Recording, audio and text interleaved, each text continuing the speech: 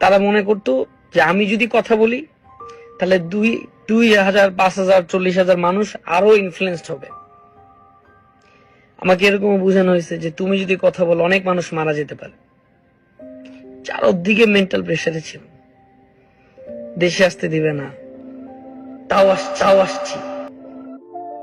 কোটা সংস্কার আন্দোলন, ছাত্র হত্যা, সরকারের বিরুদ্ধে প্রতিবাদ দেশের একটি গর্বিত ইতিহাস হয়ে থাকবে। তবে এই আন্দোলনটি ছিল শিক্ষিত সমাজের যৌক্তিক দাবির প্রতিফলন। এখন আমার প্রশ্ন হচ্ছে, কোথায় ছিল প্রভাবশালী কন্টেন্ট ক্রিয়েটার্স, আইকন, আমাদের দেশের ক্যাপ্টেন, আমাদের দেশে বড় বড় সেলিব্রিটিস, ইউটিউবার, ইনফ্লুয়েন্সার, কোথায় ছিল ওরা?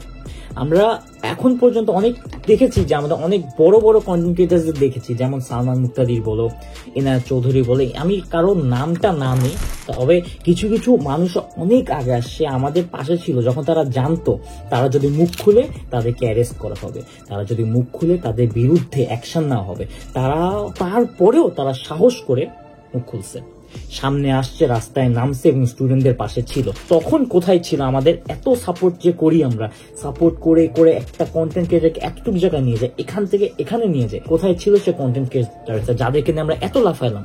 আমার এই ছোট ভিডিওর দ্বারা আমি এতটুকুই তোমাদের কাছে প্রশ্ন তুলতে চাচ্ছি, ওদের নীরবতা আমাদেরকে কি বুঝায়? আমরা এতদিন কাদেরকে তুলছি উপর? তারা চাইলেই পারতো, কিন্তু তারা করেনি। তবে আজকে এই ছোট একটা ভিডিও বেশি লম্বা না করি, তবে একটা ছোট একটা জিনিস, একটা ওপিনিয়ন নিয়ে আমি তোমাদের সামনে আসছি যে আমাদের এই কন্টেন্ট ক্রিয়েটার্স বাংলাদেশে আমরা সব জায়গায় এখন কম বেশি চেঞ্জেস আনতেছি, গভর্নমেন্টে চেঞ্জেস আসছে, অনেক জায়গা থেকে সেই দুর্নীতি যেসব লোকগুলো আছে আমরা সরাই দিতেছি। তাহলে আমরা এখানে একটা চেঞ্জেস আনি, সব কন্টেন্ট ক্রিয়েশনের প্ল্যাটফর্মে অনেক বড় বড় ক্রিয়েটার্স আছে যারা চাইলেই কথা বলতে পারতো, তারা কথা বলে নাই।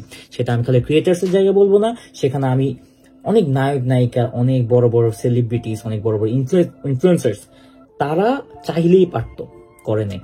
তাহলে আমাদের উচিত এখন কি করা? তাদের সাপোর্টটাকে কমিয়ে আনার এবং তাদের পাশে না দাঁড়ানো, কারণ তারা চাইলে মুখটা খুলতে পারতো, করেন।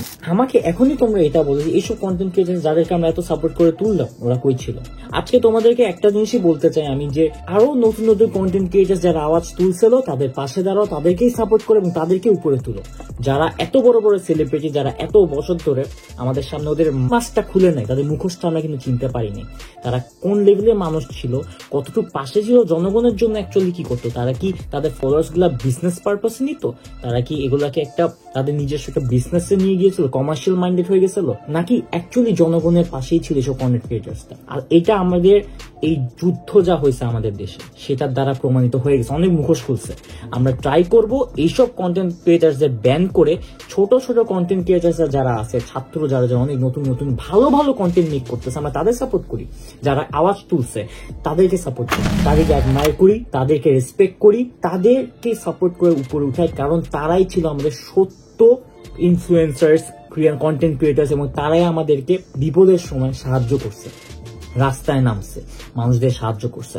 আমি কোনো স্পেসিফিক্যালি কোনো নাম উল্লেখ করব না আজকে, তবে আপনারা ভালোই বুঝেন, কারণ আপনারা এতদিন কন্টেন্ট দেখছেন, খারাপ ভালো কারা কারা কি কে কি বানায় আপনারা সবাই দেখছেন।